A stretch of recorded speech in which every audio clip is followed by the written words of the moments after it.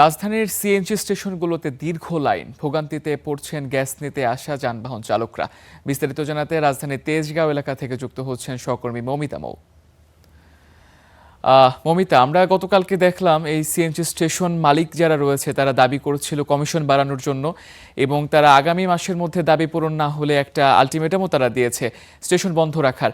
আসলে কি স্টেশন মালিক পক্ষ থেকে কি গ্যাসের সরবরাহটা কম, নাকি প্রকৃত অর্থে গ্যাস পাওয়া যাচ্ছে না, এবং এই বিষয়ে চালকরা কি বলছেন?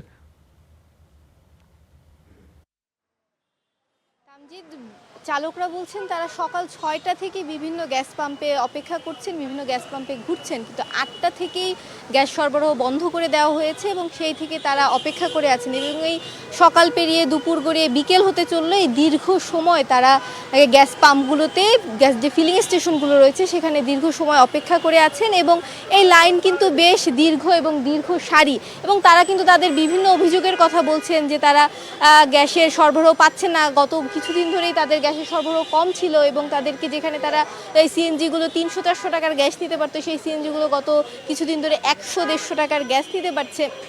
এরকম নানা অভিযোগ কিন্তু তাদের ছিল, কিন্তু আজ থেকে তাদের অভিযোগ হচ্ছে সকাল ৮টার পর থেকেই সবগুলো গ্যাস পাম্পে একসাথে গ্যাস দেওয়া বন্ধ করে দিয়েছে এবং সেই থেকে কিন্তু তারা গ্যাস পাচ্ছে না, তারা টিপ নিতে পারছে না, যাত্রী সরবরাহ করতে পারছে না, এবং এই কারণে তারা আর্থিকভাবে ক্ষতিগ্রস্ত হচ্ছে বলেও তারা আমাদেরকে জানিয়েছেন। আমাদের সাথে একজন সিএনজি চালক রয়েছেন, আমরা তার সাথে কথা বলতে চাই। এবং কখন থেকে অপেক্ষা করছে? এখানে ২.৫ ঘন্টার উপরে হয়েছে বয়ালিসি, গ্যাস পাই না এবং যাত্রীও কম। আমরা জমা তো দিত, সংসার চালাইতো, ঘর ভাড়া আছে, মহাজন তো আর জমা কম নেয় না। ১-২০০ টাকা কম নিলে আমাদের তো সমস্যা নাই, কিন্তু মহাজনও তো জমা কম নেয় না। গ্যাস হলে যদি ২-৩ ঘন্টা সিরিয়ালে বয়া থাকতো, সিরিয়ালে ৩ ঘন্টা বয়া থেকে গ্যাস পাই ৫০ টাকা ৬০ টাকার, এর উপরে গ্যাস পাই না। গ্যাসটা ট্যাঙ্কি ফুল হইলে আমাদের কোনো চিন্তা ছিল না, কিন্তু গ্যাস পাই আমরা ৫০, ৬০, ৭০ টাকা, ৮০ টাকা এরকম। এখন মনে করেন মহাজনেরা কি করব, হ্যাঁ, তো এখন আমাদের নিরুপায় হয়ে আছি। এখন সংসার চালানো অনেক কষ্ট হইতেছে, ঘর ভাড়া, ছেলেমেয়ের খাওয়া, লেখাপড়া অনেক কষ্ট হইতেছে। কবে থেকে এই গ্যাসের সংকট? ৪-৫ দিন ধরে এই অবস্থা। এখন মাননীয় প্রধানমন্ত্রীর কাছে আমাদের নিবল আবেদন, উনি যেন এই গ্যাসের সংকটটা ঠিক করে দেয়। ওনার ইচ্ছা হলে সবাই পারে, তো ওনারা যেন গ্যাসটা যেমনি অতি তাড়াতাড়ি ঠিক করা, নাইলে আমাদের উপায় নাই।